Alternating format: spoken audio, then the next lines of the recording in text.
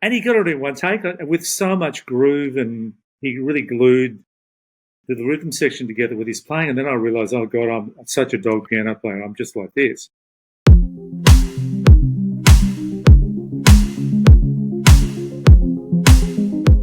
Hello and welcome to the Keyboard Chronicles, a podcast for keyboard players. I'm your host, David Holloway, and I'm thrilled as always to be here with you.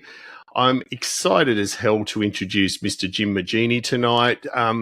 Whether you're in the US, UK, Canada, Australia, New Zealand, anywhere else, South America, all our wonderful friends in Europe, you are very likely to have heard much of the music of Midnight Oil. Now, as you'll hear, Jim was the keyboard player and guitarist with that iconic band.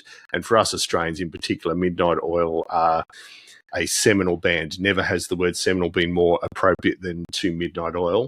But we actually got Jim on much more broadly than just his time with Midnight Oil. Jim has an amazing new album out, Everything's Going to Be Fine. And we talk about that in some depth as well.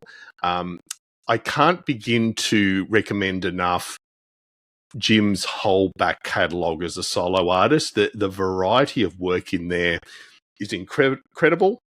So whether it's the new album coming out through to his guitar instrumental Murmurations, even his work with an amazing outfit called Jim Moginie and the Family Dog, their album Bark Overtures, there's just so much to love and enjoy there. So do recommend that. And the other recommendation I'll make, and I promise I'm not getting a commission from Jim on this, is Jim has written a brilliant memoir called The Silver River.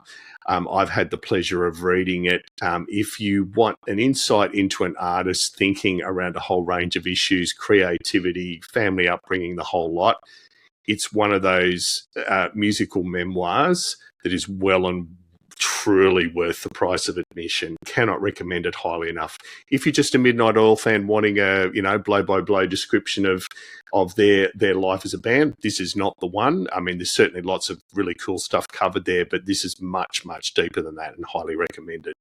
So anyway, I'll shut up for a minute and we'll jump into the interview with Jim, and I'll see you at the end of the show. Jim, it's an absolute honour and privilege to have you on the show, sir. How are you? Good, Dave. Yeah, really, really well, thank you. Yeah, good. It's I was just saying before we start recording, it's nice to have someone in both the same time zone and within sort of 100 kilometres of each other. So yeah, really appreciate you taking the time this early evening. No problem. I thought we'd jump in firstly talking about what's coming up for you, and that's on December the 6th, you're releasing your new album, Everything's Gonna Be Fine. I'm obviously keen to hear lots about this, and I've had the privilege of having a bit of a listen over the last couple of days, and I've already waxed lyrical about it in the introduction. But just tell us about the impetus for this album, what got you over the line with this over the last sort of 12 months. Well, it's I'm one of these artists that sort of jump around a bit. I mean, the last record I made was a instrumental guitar record, improvised, made during the pandemic, and came into a studio with an engineer and improvised. And that was all to do with the pandemic. And I was one of these people that played music online during the pandemic to keep myself sane, probably drive everyone else mad. But anyway, I did that, and I thought, well, I may as well just put down the idea. And then I went on tour with the Oils for a couple of years and came back at the end of that, feeling pretty shell-shocked, actually. But I heard that music and I thought, actually, it's really good. I should put that out as a record, because it was a very unguarded kind of performance, and it kind of gentle and a bit wayward and meandering, but still with some sort of structure. It wasn't noodling as noodling can be. It was more, seemed to have something underneath it. And so I thought, as a reaction against that, I'd make a piano record, which is what I've done with Everything's Going to Be Fine. And that's music based around the piano, and that was constructed here in my studio in Brookvale. And I good friends with a guy called Hamish Stewart, the drummer, and that everybody probably knows, but he's a good mate, and he come in and we jam, And one day he came in and said, well, I've actually got a couple of songs, would you fancy, if I played you a couple of ditties? And I did, and he played great stuff along, and I was the engineer. There wasn't anyone else around to engineer it, so I did it. And, I'm kind of into my engineering. I really enjoy it. Anyway, we do a couple of songs, and then he'd come back a week later and we'd jam a bit, and I'd go, well, I've got a couple more, come on. And so over the period of a few days, we did 10 tracks. These songs that I'd written on the piano as well at home. I've got a little upright Japanese piano called an Apollo, which has got this beautiful felt thing that you can put onto the hammers, between the strings and the hammers, and beautiful sound, like this beautiful, soft, great for writing. So I'd written on that. And I'd play the Fender Rhodes, and he'd be in the other room and listening, and I'd sing, mutter something, and he'd play. I'd go, well, let's do a few takes. That's good. Maybe a bit faster, a bit slower, and then from then I thought, well, I'm going to be making an Elton John kind of record because it's based around the piano and vocals. I thought, well, what would Elton John do? Oh, well, okay, probably had a bass player. So I got Adam Ventura, who'd been playing with the Oils, to play the bass. He did a great job. He's an amazing bass player, Adam. Incredible. And had toured with us as well, but he's just a local boy from Sydney. So got him in, and I thought, well, what else? What do I need? So I got in touch with Leah Flanagan, who'd sung with the Oils. And I said, what about some back vocals? She said, yeah, great. She lived in Darwin, and we did the file sharing thing. She went into a studio there in Darwin. I think it was raining. It was on the tin roof because it's Darwin, and they could hear all the frogs croaking outside, and that's sort of a little bit of that's on there, a bit of atmosphere. So that sounded great, and I thought, well, there's a couple of songs I wouldn't mind some strings. So I was in Ireland. We spend a bit of time in Ireland these days, and I thought, well, I could get someone in Sydney to do it, but I think I want something different. I don't know what I want, but I don't kind of want that. And so I got in touch with a guy called Colm, who plays the fiddle with the band called the Frames, a really great Irish band called the Frames. I don't know whether you're aware of them. Wonderful band, very emotional band, and he's a beautiful player. So he did kind of a violin section on 3 of the tracks. And then it started to sound pretty big, and I thought, well, it's probably done.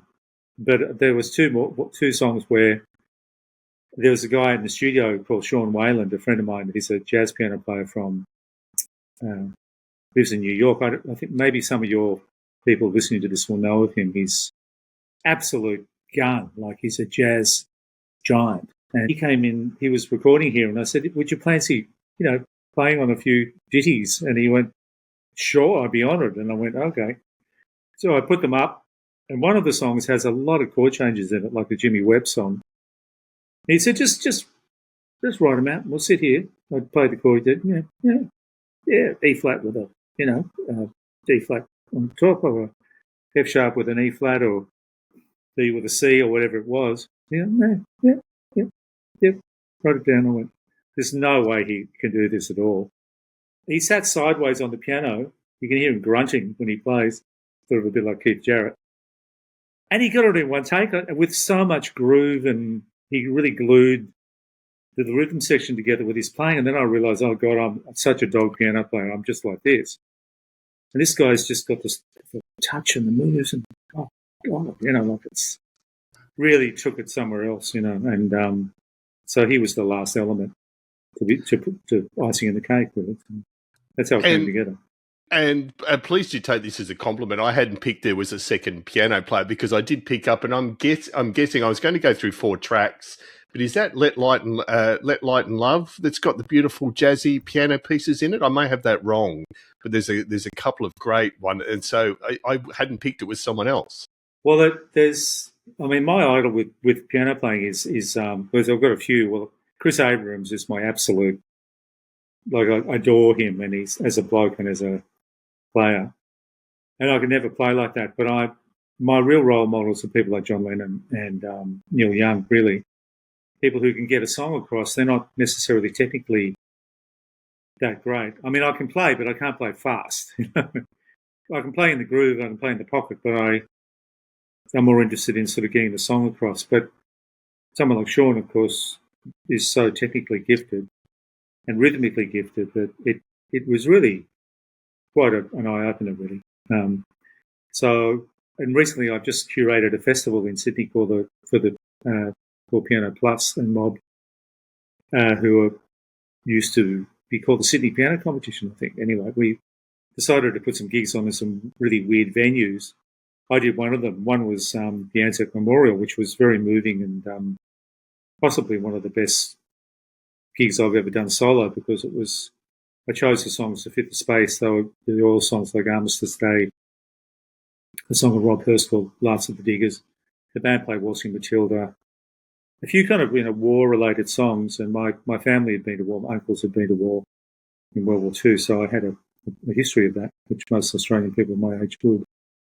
And as part of the concert, we got Sophie Hutchings to play, which was brilliant, and Chris Abrams to do Elizabeth Bay House, and then David Bridie played at the State Library. So we've had a really good lineup of piano players. They're all different kinds of piano players, about the diversity of what the piano can bring to songs or to improvised music, or all those artists had different degrees of all that. So I've always loved the piano. That's always been my thing since I was a kid. So I got my first piano when I was 17, a little upright. We bought from the training price for $100. Had to lug it upstairs ourselves and put it there. And I was just fascinated with it for a writing tool, really, right from the word go, and how clangorous and beautiful they can be. Even though I was sort of really a guitar player, I sort of realised the potential of the piano and trying to sort of get these songs out of this beautiful symphonic sounding piece of wood and string. Yeah, absolutely. And just as a quick aside before we keep talking about the album, was that recent gig you did with Piano Place, was your first ever solo one, just you and a piano that you've done, or you've done a little bit of that before? I've done a little bit before. Usually I'll have a guitar somewhere for the second half of the gig, or the first half of the gig I did the Murmurations improvised thing. So it's more, I think it's all about music for me. I'm not so into the technical side of it, I suppose. I like to explore, things, and I get bored easily, so I like to go into different genres. So it was, but that was the first time I really felt like I kind of got it together for that. I did a lot of preparation, and it was a real high honour, obviously, to play at a place like the Anzac Memorial. It's such a sacred place in a sense. Absolutely. And so just on the album, I mean, again, I've talked about it in the introduction, but it's a powerful album with lots of depth and breadth, and obviously has some themes to it. So I just thought I'd pick out four songs. The opening track, Before I Knew My Blood, and you've already mentioned the strings. So it felt like there was a whole string section of an orchestra. Just amazing. But just tell us about why that's the opener, and obviously the powerful message that's putting across. Well, it's an odd choice for a first song. I mean, I always find with albums, the best way to lead off an album isn't with a single. It's a song that's kind of a bit more hard to understand, but it's great in terms of its sort of breadth and sort of scope. That one, Sean played the piano on that one. That was the one I was talking about the Jimmy Webb thing. And I did have in mind to do a full orchestra, my thing was like a Russian army orchestra, like a very Eastern European, possibly Russian sounding orchestra. We even talked about using an orchestra from Czechoslovakia.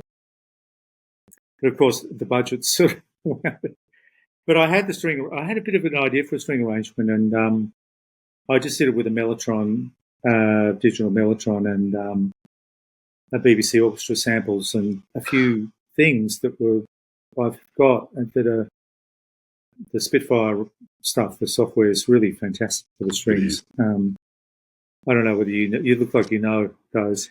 Yeah, definitely. The Spitfire stuff is wonderful. It's pretty wild. And you had me fooled, Jim. I would have sworn that was a live arrangement. Well, that was the whole point. I thought, I want to fool people, and it is synthesized, but it comes in and it's like a very deep and simple lines, and sort of raspy cellos, and the stuff's pretty good now. Like this, certainly better than the old string synthesizers of the 70s. But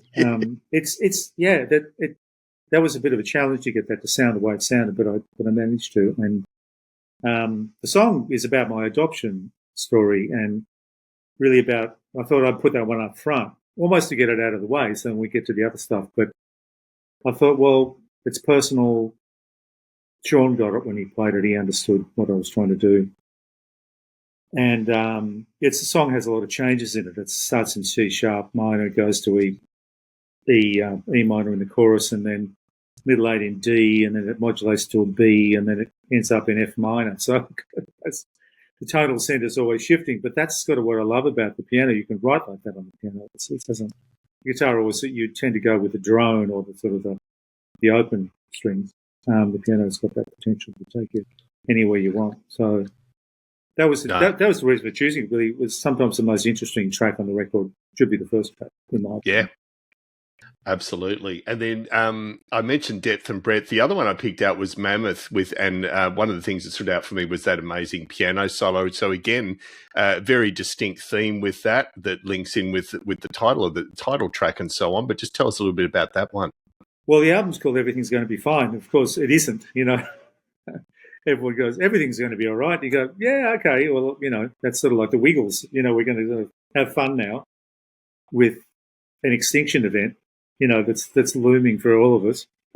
I thought maybe you can write about these very serious subjects in all sorts of ways. Obviously, the Oils, we had a very serious side to the writing in that, and it was very good to write to that. And we all were very caught up in that idea of, let's all be a community and get together and talk about these issues and have a conversation with people about them, not so much bring them over the head, but to talk about those things with people and bring them up if people weren't aware of some subjects, whether it was land rights when that was happening in the 80s or environment in the early 90s. No one was really talking about that.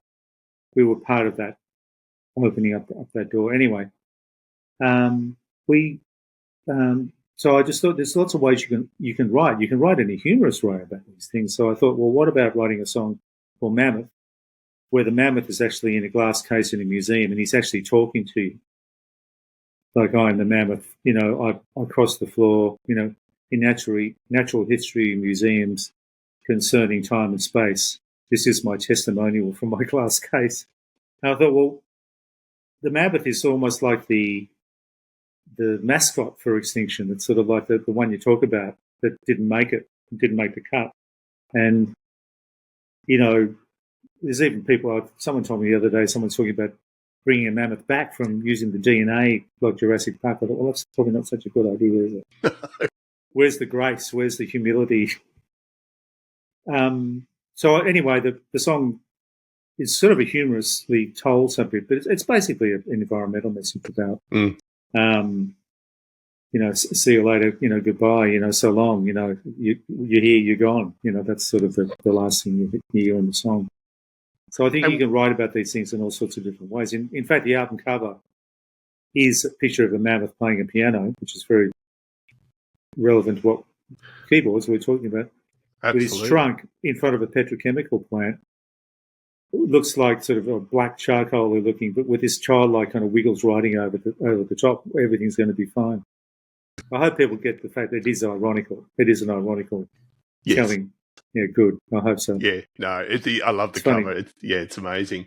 And was that you or Sean, the beautiful little, very short, tight, tasty piano solo in the middle of that? I have to say it's Sean. Yeah, Sean did it again. It's like I was sort of like I was going,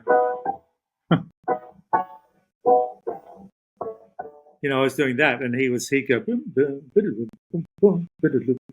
it's just. Just my jaw was on the floor when you did that. I thought that's just the perfect thing for that song. Yeah, no, lovely. And again, very different. I Follow the Truth, and this one I love to bits because it's sort of a combination of some of those great Beatles observational songs combined with Billy Joel's "We Didn't Start the Fire." Tell us a little bit, just the rhyming in it, but also the topics you're covering. I just think that one's amazing. Was that a hard one to write lyrically? There's a lot of words in it. It's basically concerned with everybody's talking about this or everybody's talking about that. Everyone's talking about the Wall of My Pine. Everyone's talking about the end of the line. Everyone's talking about the new Green Deal. Everybody's trying to be a big wheel. I mean, it's easy. Actually, it's quite easy once you get on a roll. A song like that. It's a sort of a list song. You just start with something and then you just add something to the end of the line to make it different every time. And it came really quickly. That some, like probably the best ones do. I I'd had the chorus lying around for about 20 years, and I'm one of these people that has songbooks, and I'd always go back to them and go, I should finish that, but I don't know how to. And then I was mucking around one day for a bit of a joke, like doing a nursery rhyme sort of thing from E to A and E to A and back. I thought that would be a good verse if I could get some lyrics. So, of course, another year go by and you kind of start to add words. And there was a phase with the record where I sat down at home during the pandemic again and sat on the piano for weeks on end, going through my books, trying to sort of complete some of the ideas that were in there. So that was one of them. And I thought, well, let's work on that. And again, with this beautiful little piano with the felt at home. Came into the studio with Hamish, just used it at the Fender Rhodes, and I came and overdubbed the piano one day by myself. Just put a ribbon mic over the hammers, really. I didn't want to mic it up too fancy. Got a really beatly sound out of it, and using kind of a fake Fairlight compressor. And a ribbon mic over the hammers is always a really good way to record the piano for me. In a kind of a pop song, you don't really want a big sound, you just want a kind of plangent, sonorous sound. And it worked pretty well for that one. So it's only piano, bass and drums, and at one point this electric guitar comes in really loud in a sort of a bridge section and sort of disappears again. That's sort of the shock treatment of that is quite effective as well. So it is indeed. Yeah, it's sort of like it's all about the post-truth world. Really, the song it's sort of about, everyone's talking but no one's really doing anything. There's a lot of hot air and there's a lot of kind of good intentions, but perhaps politicians now are powerless to do anything because they're all on the throes of the industrial military complex. Whether they like it or not, the lobbyists and the whole system seems to be going more and more that way with government. And I'm not anti-government at all. I believe democracy is really important and probably hope in the face of despair, really. That's what democracy is. Humans being the way we are. And it deals with those sort of subjects about, what is the truth? But what about, we can talk about all these other things, but, let's get to what we need to be doing as a race of people. Absolutely. No, an amazing song. Just on a total tangent, were you ever tempted throughout your life to play? I mean, you've played an active role in politics as far as through your lyrics and what you've done. Were you ever tempted to, get into institutional politics or just a step too far? I think I'd be a terrible politician.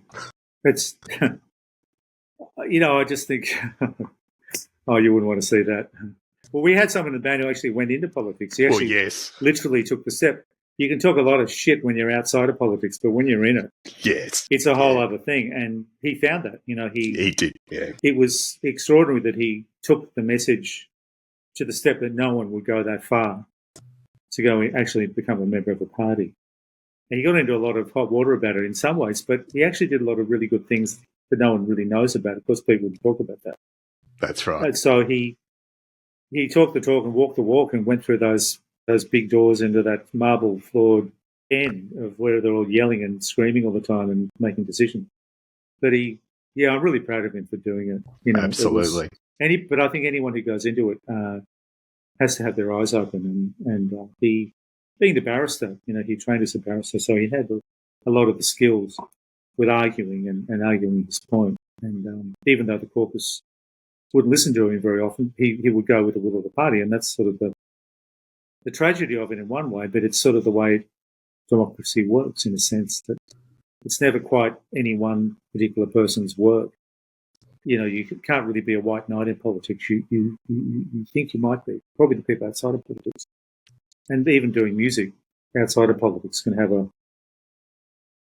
have an influence. I think, I don't like to say where our band was like it might have been part of that conversation, but I think other things like the Kathy Freeman run in terms of the land rights issue said a lot more than a whole bunch of words and people banging on the table or, burning things or whatever. I just think that had a lot more to say than anything really. And, songs, music like Treaty by Filthy Indie or, My Island, Black Fella, White Fella by Warumpi Band.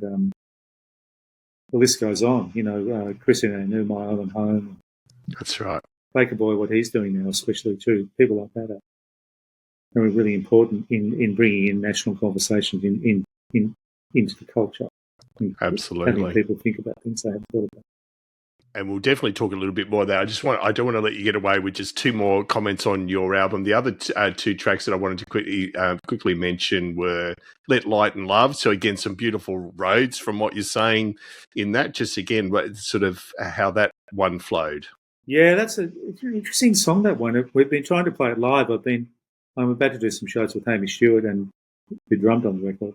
Just the two of us. That's a really hard one to get because it's got a very simple kind of chordal thing. The verse is harmonically different from the chorus, but then they go from one to the other and back again. And the song, kind of just the dynamics of it need to be right. I think I just wanted to do a kind of a Bill Fay kind of song. I love Bill Fay. I don't know where you're aware of him. He's an English musician who I adore, and his albums are quite sorrowful, almost just sad sounding, kind of beautiful, just beautiful records. And I love him. And he was a song inspired by him in a way, not ripped off him, but that kind of song where you're talking about light and love, and the sort of innocence of that is very powerful. That even though we pay lip service to those things, it's let light and love open the door. You know, I mean, in a way, that's sort of the answer to everything, in the sense that to understanding other people, you need to look at them with love and talk to them with love, even if you don't agree with them. That's right. I think it's, if there's a theme in that, it's about about finding yourself in this world, being a bit overcome and overwhelmed by it all, and but going back to that simple truth. Absolutely. But harmonically, it sort of had Colin played some strings on it, beautiful cello stuff he did, and he used 5-string kind of violin, so it's half viola, half violin. But he's got the low string, like the low C, I think it is.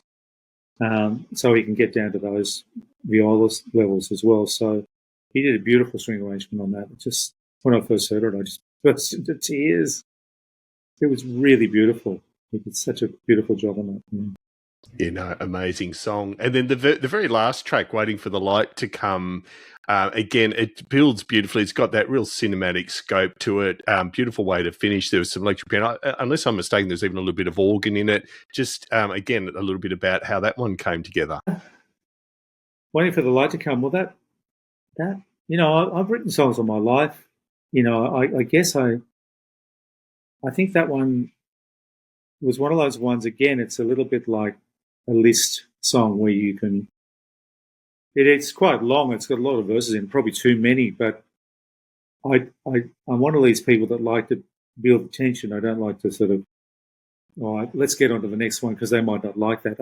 I'll probably take it a little bit too far in terms of repetition, but I love the repetition. I love the way they can build and create sort of a feeling of, you just want the dam to burst, but it doesn't, So that song really was with the Rhodes and the piano. I think it's the original Rhodes and the drums that we did on the day, and even some of the vocal I think I kept, the guide vocal that I did, guide Hamish. But it's sort of a song where lyrically it's about how we're all struggling and how, when the light, we're all trying to get to the light, like the trees and the forest. There's even a verse about that. Or someone who is in an abusive relationship looks at the sunset and realizes that, well, this is just temporary. I can get out of this. I can go.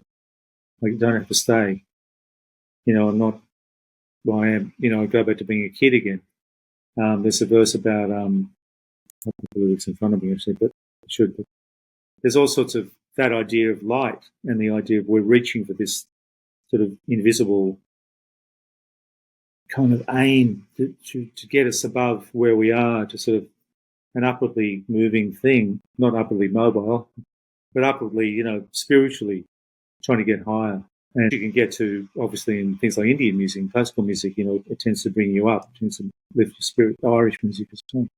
And so I wanted to do a song like that that had again, repetitive chords, but went into sort of an almost jazz section with a detuned mellotron with a horn sample down an octave, and a little bit like a Mitchell Froome sort of sound, like some of those Crowded House records, which I love. So, yeah, it came out really well, that one. It's got a really powerful rhythm section on that one. Adam did a really good job. Yeah, incredibly powerful all round. Yeah, thanks. And linking in with that, I mean, the title track has a stark message on its own, which links in with the theme of the album. But I wanted to ask you a broad question about that. Do you see any optimistic signs for the next few years to turn things around climate-wise, or even more broadly with the political divisions? I mean, at time of recording, we're 2 weeks off the US elections without, getting too partisan and so on. Do you see any signs of optimism? Easy question. I need a crystal ball for that one. I mean, I think human beings are sort of basically flawed. I think people will go on the most, it's like the difference between quality and convenience. People will always go for the convenient, whether it's an MP3 or a short, oh well, I don't have to go to the record store. I'll just stream the record, or I don't have to go to a gig. I'll just lie on my couch and consume. I think we're always looking for the shortcuts, and I think in the climate thing, I think there's a bit of that happening. Governments realise that to be electable, people are just basically thinking about their mortgages, and rightly so. They have to think about their kids, and they're educating their kids, but the problem with that is that the big picture isn't being looked at. They're just looking at their own little needs and their micro world, and I think really governments realise that they won't be elected if they make the hard decisions. And of course, governments always want to stay in power, which is natural because they want to do the work they want to do. So there's a bit of a lack of political will in this area. There's a lot of talk about how important it is, but there's no action. And this is the problem, because it's a human problem. And I think the only way things will change is like, I remember going to a talk a few years ago where a fellow was talking about electric cars. And at that stage, they were sort of well off the radar. And he was saying, look, it's going to happen. It's going to happen in about 5 years. You'll be really surprised. It's going to happen because the people will decide that they're good. And people will, if the grid is going to be powered by alternative power, well, that's the problem. But the more alternative energy comes into the mix, which it is, wind and solar and whatever else they're going to throw up at us, then by driving an electric car, you'll be helping. You won't be giving carbon emissions out. So really, people have twigged onto that, and the fact that it is sort of cheaper to run an electric car in terms of fuel, less polluting, and you just look at the roads, and there's heaps of them now. Who would have thought? So people made that decision. The market made that decision. It's when people all move together, then it changes. It's like what we did in COVID, which is controversial because of all the vaccinations, but what we could do is shut everything down if we wanted to. We could do it because, it was all about us. We were going to be killed or made extinct. Let's not let that happen. We'll do whatever they say. We'll stop. And I remember driving over the Harbour Bridge one afternoon, Friday on 5 o'clock. I was the only car. Yeah, wow. I wasn't supposed to be there, but it'll change when people make the decision to change. I don't think governments anymore can make the hard decisions. I mean, we're all looking for those people to run it, to be in the government, make the hard calls. But lately, it's about polling. They're worried about being kicked out, and they just want to stay there as long as they can. So, yeah, absolutely. These would be unpopular decisions. Yes. No, great perspective. No, thank you for that, Jim. And now I do want to take a jump back, and normally I would ask guests about their musical upbringing, but I'm going to sort of cherry pick it a little bit because I will have mentioned in the introduction, but I'll mention it here again. Jim's written an amazing book called The Silver River that beautifully covers off a whole range of your lifetime experiences, Jim, but particularly your earlier years. And, you grew up in a great family where there was no one that played instruments. You got into instruments, and it's all beautifully documented, particularly for someone that lives in the same broad area as you. I just love the local references. It was amazing. But I just wanted to ask you, I know in one part you talk about how you got deeply into recording technology. I think it was around when you were sort of 14, 15, and even had an early experience with a Minimoog supplied by someone that was probably on the dicier side of society. Just tell us a little bit about that first experience with that. You've really read the book. You've already said it, really. I loved the piano. I'd been playing guitar, and I had a sort of an organ at home, like a fan-powered, I think, called an H.D. Palmer organ, which was a funny little thing that my parents bought. It had chord buttons on the left-hand side and a couple of octaves of keyboard. And I used to use that with the band early on, but I couldn't get it loud enough. It was pretty useless. And then when I got the piano, I started writing songs and writing more music. But before that, my father had a national tape recorder that he used that worked for dictation. He used to dictate his letters to his secretary. And he wasn't using that anymore, so he just brought it home and said, I'll grab that. And it had like 3.5-inch spools on it. And a little mic that was one of those little plastic ones that sits up on a little wire thing. And national. And I loved it because I could just hear it back. I'd watch the tape going around and the smell of the oxide. Oh, I just really got off that. And I do little performances. I think I did a version of I Am the Walrus. He was playing on the guitar, which I don't know what it would have sounded like, using the bathroom scales as a drum machine, like a foot stomp. There's a little corner of this room which had really good sound. It was really tight. And I used to go in there and do it in a Cape Cod house, when they have those little sort of roof things, those little bays that stick out. I was in one of those. So that was fun. And then I progressed to a stereo machine where I could bounce from track to track. So you'd record on one track and then re-record that to another track with a microphone as you went to the second one, sound on sound thing. And that was like, oh, now I'm overdubbing. Wow. So I'd build up these tapes, and then I wouldn't have gotten interested in the synthesizer unless this guy just offered to loan me a Minimoog. This is about 1972 or 3. These were just really expensive and rare. Mm. I was so lucky, and he said, do you want to borrow it? And I said, yeah, sure. So he dropped it off, and for a week I just made mountains of these tapes, overdubbing until you couldn't even hear anything. Of these noisy sort of textural things, just loving every minute of it, going, oh, yeah, making it up on the spot, of course.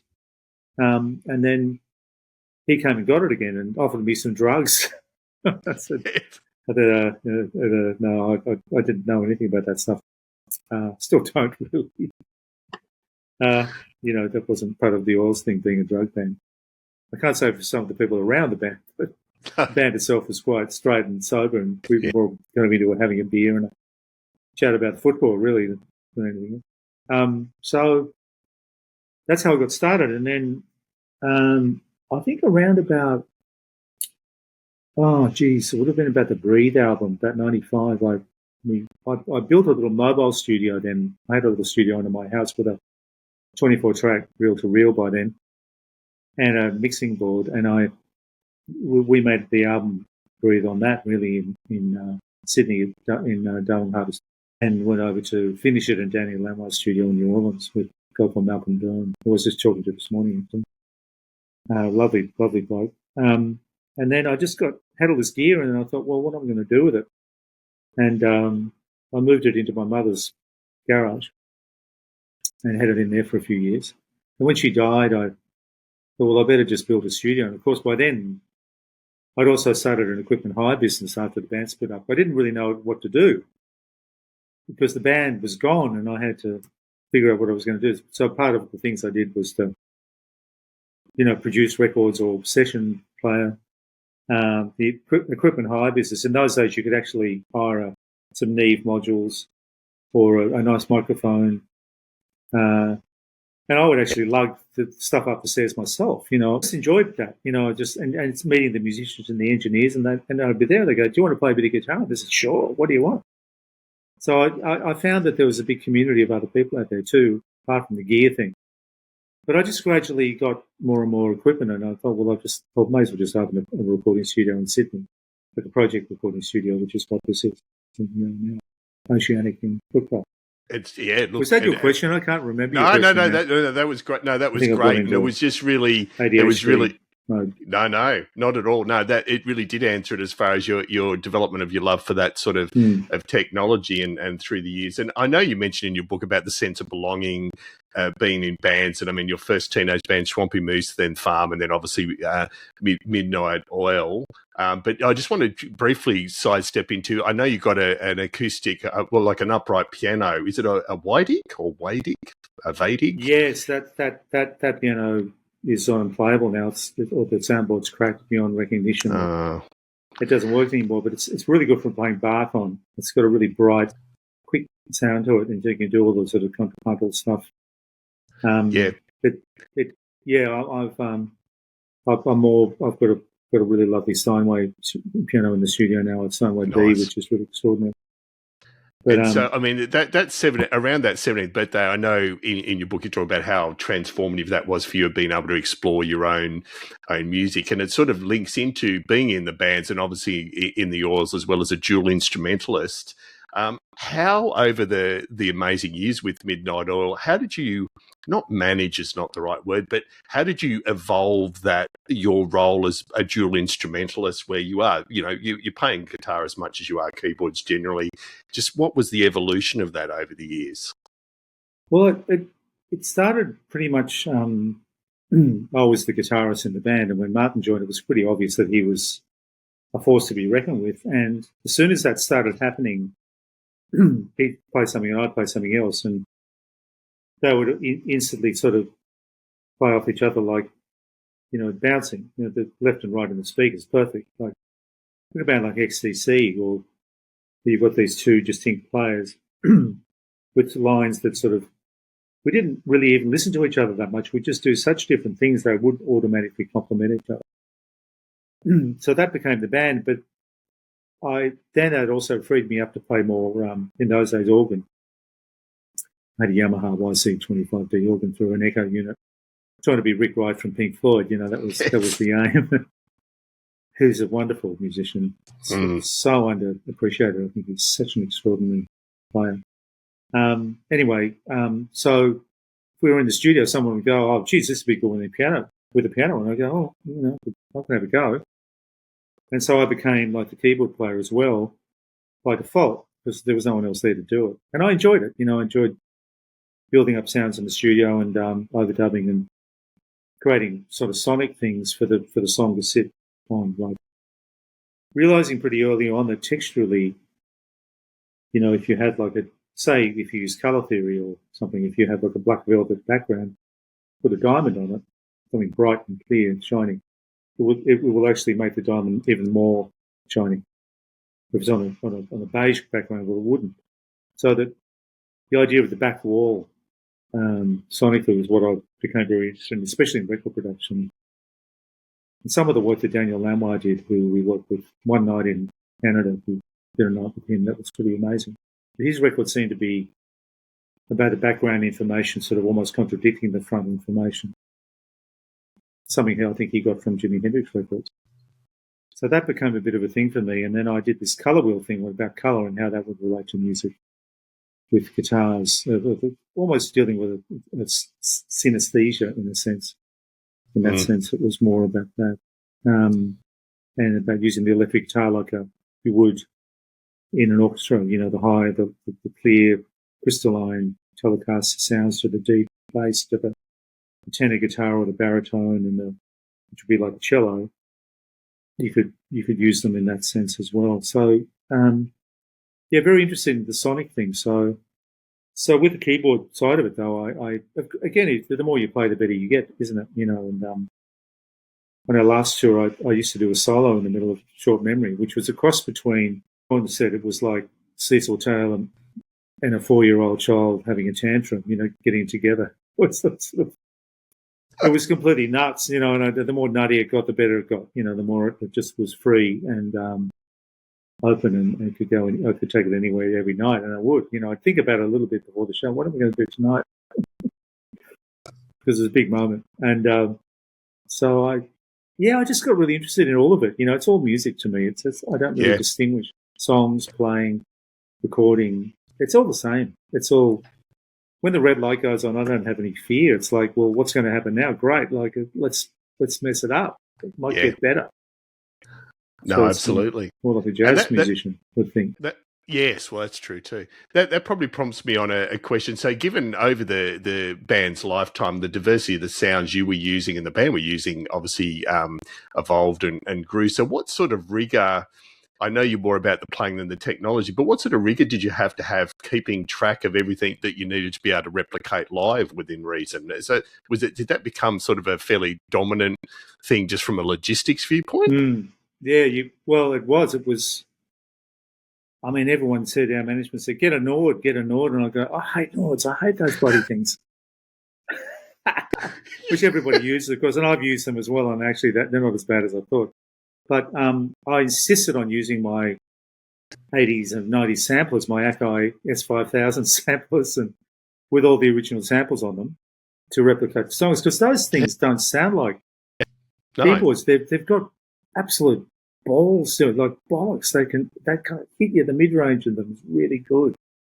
A lot of the modern keyboards are just all a bit soft, And being in a rock band like the Oils, you need it to hit hard. You don't want to have to EQ it or put effects on it to make, the raw sound coming out of these things is always extraordinary. Everyone would complain about my rack of my keyboard rack, and I had a Roland piano, like a RD 800, which I'd messed around with some of the sounds just for the straight piano. But I used that as a MIDI controller to control the sampler. And also had like one of those modern Minimoog things, which was pretty amazing. Like I could have a bit of fun on that.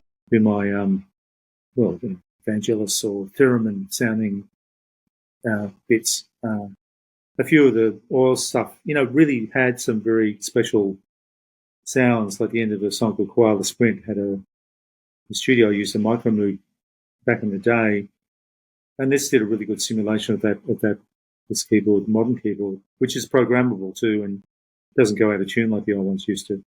Even things like Koala Sprint, I'd use it, or other songs. And some of the songs, a few of the songs, believe it or not, we would use a kind of a drum machine thing. Oh, yeah. Because they were recorded like that. Songs like Redneck Wonderland. Yeah. Even though it's definitely a rock song, it definitely has that sort of electronic vibe to it. And even songs like The Dead Heart, we just used a simple kick drum beat, which was pretty quick, and then Rob could just relax and play on top of that. Just a few times during the night, would give it a little bit of variety. So I'd always be, in the old days, I used to press that button and, I was the guy to hit start, the whole show would rely on that. So it's a sort of a pressure gig for me because I'm playing guitar and keyboards, like an octopus, really. But it was fun. It was good. It was challenging, and I'd always, if I had a good night, I'd really feel good. I could pull it off. Other nights when the technology let me down, it was just find me in the corner, drowning my sorrows. But the technology was fun, and the guitar rig I'd keep pretty simple, and I wouldn't change that around too much because I just wouldn't change amps. I just leave it, just keep working within that parameters of that. But the keyboards were definitely more technological and more. Yeah. I had a number pad where I typed the MIDI number in for the song. I had a big list of songs with MIDI numbers, and I typed them in. And sometimes I wouldn't quite get there. I'd sort of, we wouldn't have a lot of gaps between songs because the music was really fast, and it was a physically demanding show and mentally. It was a challenge, yeah. Yeah, and that's probably a good segue. We often ask our guests for a notable train wreck. Is there a particular gig where things went so spectacularly wrong you can look back either and laugh now, or you still wake up in a cold sweat dreaming about? I actually think, when you're at a gig, when things go wrong, it's actually almost better. It's like then you find something else in the music to keep it to shine through. if the keyboards wouldn't work, I'd just go and play guitar and feel the sound out like that. Yeah. Often do a version of something when something had gone down on the guitar. I do admit I have more fun playing guitar. I'm on a keyboard channel. I know, sorry, keyboard players, but guitar is a lot of fun. Yeah. Keyboards is more, okay, here we go. I better get the scales right and all of that. But unless you get a keytar, you can't run around, can you, and jump up and down. I really think it's. I think we played Saturday Night Live once in America, and the actual rehearsal just before you do the actual live performance, the roadie hadn't plugged my leads in, so I didn't have any sound on my guitar. And another time, all the samplers went down when Chris Abrams was playing with us in the German festival. He was just looking at me going, well, I can't do anything. Just play the organ. And so we had a B3 on stage in those days. So it was, you could always sort of get around it. I always thought the band had such a full sound, even without me even playing, that I could kind of stop and maybe it would sound better. I'd always sort of think, if in doubt, leave it out. So I don't know. I'd always tend to look at these adverse situations as being advantages or opportunities to open the sound up. Yeah. No, absolutely. And I think you've sort of covered, we'd usually ask about your rig, but I thought obviously it evolved over the years, over that many years, but you've covered sort of the core components of your keyboard rig anyway. So I thought I might jump to one last Oils question that we had from a listener. And obviously the famous gig in New York outside the Exxon HQ, it's just a broad question. Do you reckon you'd be able to get away with something like that today? Has society changed now where your ability to get the New York police to actually allow you to set up on a flatbed and actually do what you did would even be feasible nowadays? And also interested in your recollections of that gig as much as you can recall it. Well, I had a keyboard that went down on that one. That was another one where it went down. Oh, okay. We only played 8 songs, though, so it didn't really matter. I think I ended up overdubbing a sampler in a studio in New York a few days later, the big confession. But, yeah, it might not happen now. I think there's a lot more security issues in the world. People are worried about terrorism. People are worried about sort of people doing the wrong thing, or, if the sign says something, you've got to do it, otherwise they'll throw you in jail. Even demonstrations now are becoming illegal, which is sort of a sign of the times that this sort of tightly controlled post-truth world that we're living in. Yeah, perhaps not, but I think protests should be allowed to continue, and people have to voice their concerns. Otherwise, governments just get on with whatever they want to do and taking care of business sort of stuff. I think that was an important step for us to do that show. It felt good to sort of stand up that way and give it to these people that have done the wrong thing. There's power in that. The band, as people, you can feel that you're kind of on the right side of history, and without being moralistic or triumphalist about that, just saying, well, in the long run, we're right. We're saying the right thing here. We're trying to do the right thing here and tell people about it. And, it came from a genuine concern from us. It wasn't marketing. It wasn't trying to be successful. It was from the heart. We really wanted to make that point. And the Sydney Olympics thing was the same. We wanted to do that protest and make that point and get out alive, which we did.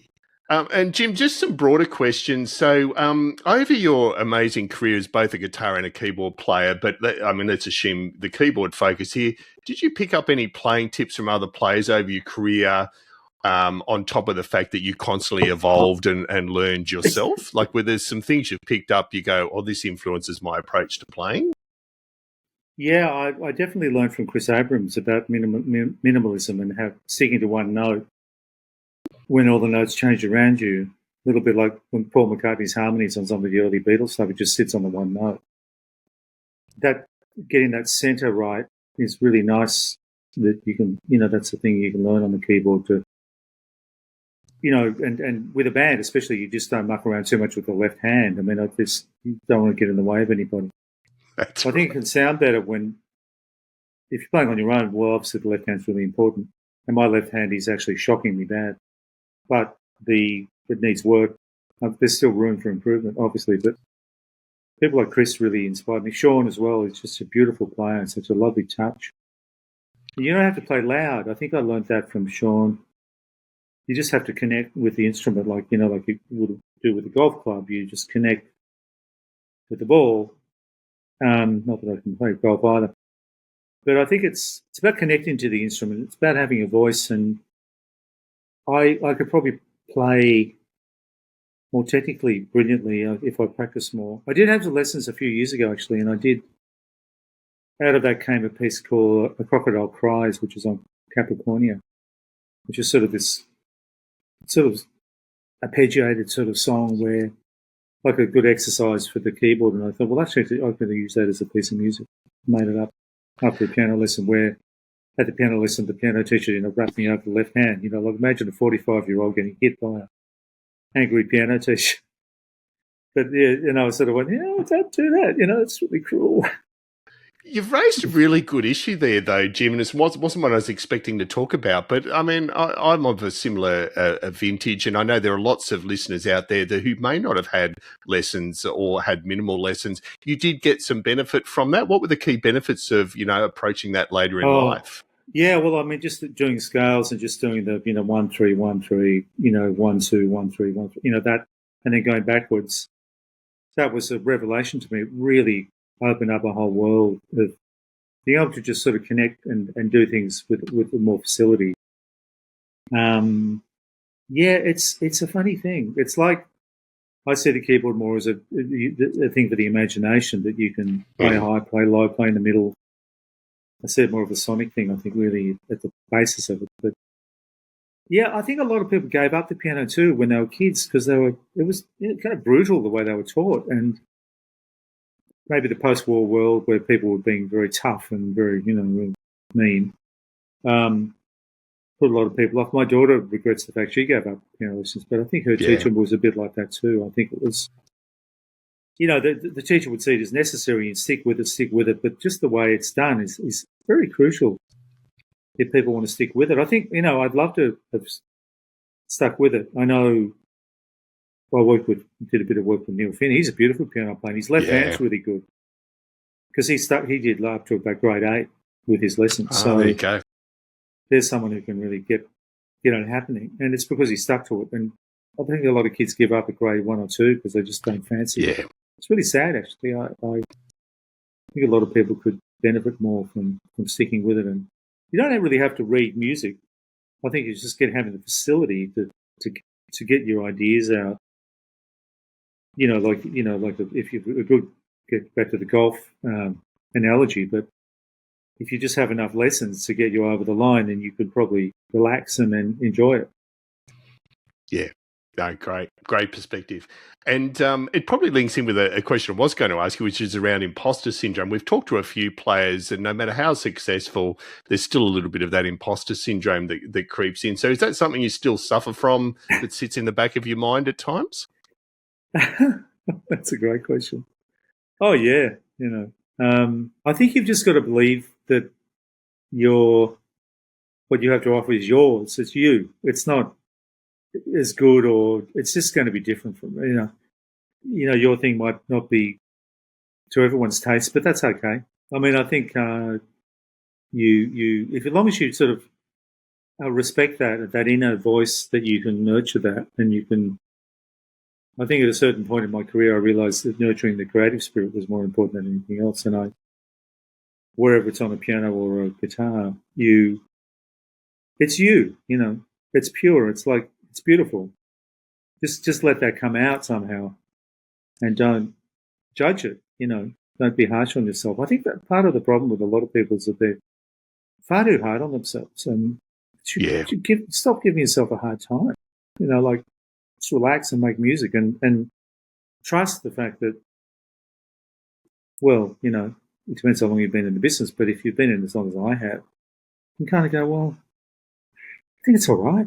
Yeah, I think my hackles aren't being, hairs on the back of my neck are going up, so it must be a good thing, or my hackles aren't going up that much, so it must be all right.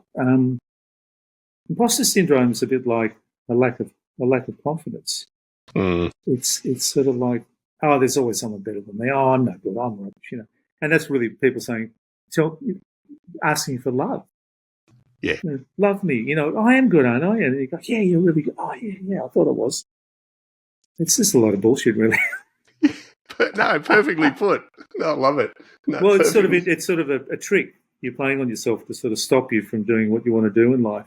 No, I couldn't agree more. We're getting into psychology here now. Yeah, but it's an important issue, and I think a lot of players definitely, experience that. I know, I certainly do, and it probably links in with tips for players. So, I mean, if you've got someone that's in their late teens or early 20s, going into the music industry, it's obviously a very different industry to what it was when you were a similar age. But any tips for players coming into the industry that are facing a 30, 40 year hopeful career in? And what you've learned that you think might be useful?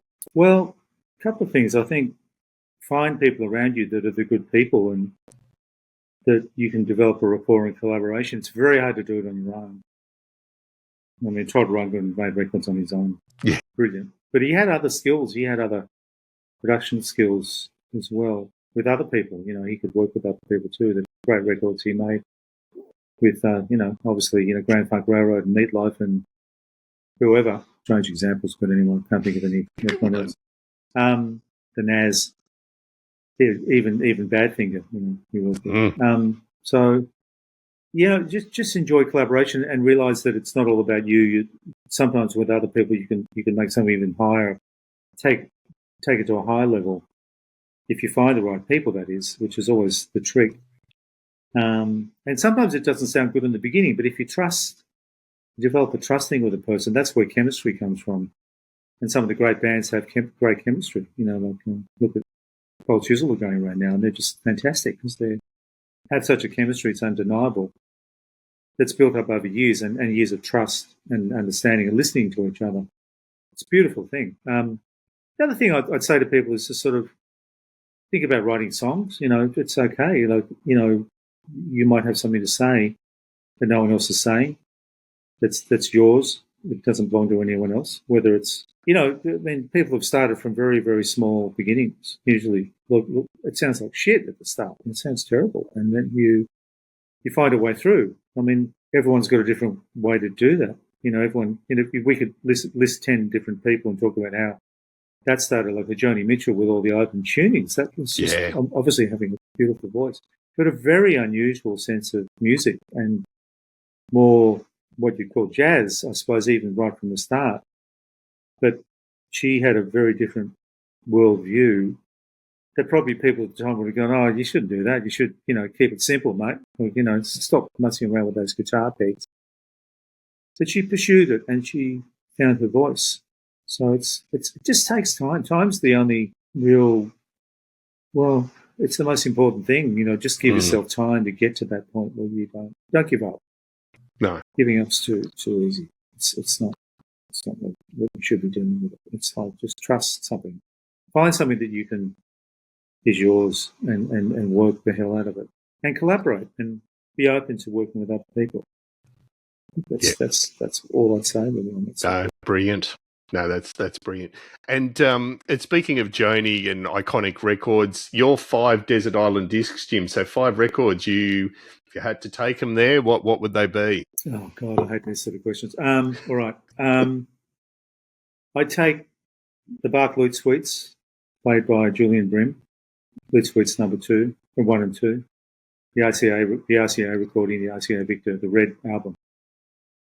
That album is just everything about music and guitar playing to me. I'll probably take the White album. Have to take a Beatles record. The White album, because it's long, at least I could spend more time with it. That's pretty amazing, even when you play it now. It's an extraordinary bit of music and production work. It's just incredible, the chemistry of that band. Just to enjoy that. At 5, you say, okay, well, I'd probably take Focus 3 with Jan Ackerman, because I never thought they were a prog band. That even though there's the flute and the yodeling, which can get a bit much, I just loved the guitar. They were just a good rocking band to me. Mm. They had jazz influences, like Pierre Vanderlyn is drumming and Jan's playing. But, there's still distortion on that record. It's really happening. It's loud. It jumps out. The improvised sections are the ones I love the most, where it gets into that sort of Northern European thing. It's good, but it's when they actually let rip, that's the business. Yeah. Two more. Okay. I'd say, Joe Pass's album Virtuoso would be a really beautiful record, just solo guitar, just incredible playing. Probably for the fifth one, I'd probably take a classical record. I think it'd probably be someone like Vladimir Horowitz playing the piano, or there's Keith Jarrett album I was listening to the other day, which is fantastic. Classic record of his. Just someone who can really play and move around. But I think you're cutting me a bit. I mean, I'll have another go at it later. It'll be completely different. No, they'd be the real core ones. I think pop, great ensemble playing, classical music. Bach's my favourite composer by a mile. I just adore him. Anything of his would be beautiful. Any one of his pieces, like the Goldberg, any of that. Could sort of, with a good player, could definitely do it. Yeah, no, wonderful picks. Thank you. And look, cannot thank you enough, Jim, for taking the time. I know you're about to go out on tour, and I'm super excited to be catching one of your gigs on the tour. Just tell our listeners a bit what you've got planned for our Australian listeners at least. You're playing a handful of gigs across Australia from memory. Yeah, I just like playing in December now. That's my thing. I only play once a year. Well, we did it last year. We're going to Melbourne. We're going to Lazy Bones on the 12th in Sydney, the Brunswick Ballroom on the 8th, Canberra on the 6th of December, Wollongong on the 13th, and Byron Bay on the 15th. And it'll just be me solo singing and playing piano of the new record, and then using the piano to go into some of the oils material that I feel ownership of, that isn't necessarily the hits, but the sort of the more deep things, like deeper cuts, I suppose. Things that I can kind of just feel more comfortable with those ones. I think Pete's such an individual singer. Yeah. I don't want to sort of tread on his toes at all. I'd rather just go into the more uncharted stuff that the oils would barely ever play, things like Shipyards in New Zealand and Nothing Lost, Nothing Gained, or even some of the things from Breathe, things like Common Ground. And do a few covers as well. I love Robert White, some Australian songs maybe.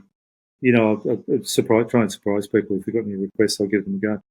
And then probably the end of the night, bring on Hamish and do some the new record, and then end up with playing a bit of bouzouki, which is my new nice sort of acoustic instrument. Even played with the oars on the last couple of tours, and then end up maybe on the electric guitar, sort of having a bit of a rock out. So we'll see. We're Hamish and I get together every Thursday, and we see what works and what doesn't. So that's been a really good process. Just with two instruments, you can make quite a lot of noise. Absolutely. So he's such a beautiful, subtle player too. He's very sympathetic, and percussion. He's really a percussionist, really, I think, more than anything. Yeah. No, look, so it'll be fun, and I just enjoy playing and enjoy getting out there and meeting people, and telling just a life in music. Really, it's just a continuation of what I did with the oils, and just the next phase of it. Really, where it's more about just going more journeyman rather than rock star. Really. That's right. It's two different styles. No, we're very excited to see the noise. I cannot thank you enough, Jim. It's been an absolute honour to have you on the show. We barely scratched the surface, but that is the life. Yeah, it's great to have a chat like this. I mean, talking about musical instruments and nerdy stuff, we didn't actually talk that nerdy, actually. We did well. We did well. And there we have it. I hope you enjoyed that interview with Jim. We certainly traversed some territory, and we always say we could have covered so much more, but, Jim's obviously a deep thinker on a range of topics and is passionate about a bunch of issues that are important to all of us. So, cannot thank him enough for his time. And I know I'm excited. I've actually not seen Jim perform live as a solo artist. I've certainly seen Midnight Oil a couple of times, say the least, but very excited to see Jim behind that piano and playing some of those amazing songs from his new album. Do check out our show notes for the links to the new album. It'll be available on a range of services, and believe me, it's worth a listen. I've had the privilege of getting a preview of it, and I'll certainly be buying it in its own right as well. So again, huge thanks to Jim, a huge thanks to all of you out there for listening, and also to our gold and silver sponsors. So Tammy Catcher from Tammy's Musical Stew, thank you as always, Tammy, much appreciated. Mike from midnightmastering.com, if you're after some great mixing and mastering on your own works, please do consider Mike. And I think I mentioned last episode, Mike and one of my other brothers in arms from the virtual band days of Res Rocket Surfer or Rocket Network, Steve Gregory, is joining us for an extra episode in the next month or so, which I'm excited to do. Dave Bryce and the team at the musicplayer.com forums, and the Keyboard Corner in particular, great place to hang out and talk on a whole range of keyboard-related issues. Cannot recommend them highly enough. And last but definitely not least, Mr. Dewey Evans from the lovely land of Wales. Cannot thank him enough for his ongoing support. And we appreciate your consideration of support on Patreon as well. It definitely helps us keep this little boat afloat. We do have a few expenses with it. And if you go to patreon.com/Keyboard Chronicles, for basically a couple of bucks a month, you can really help us keep doing what we do. And it is hugely appreciated. So again, thank you for listening. We'll be back again in a couple of weeks. And in the meantime, keep on playing.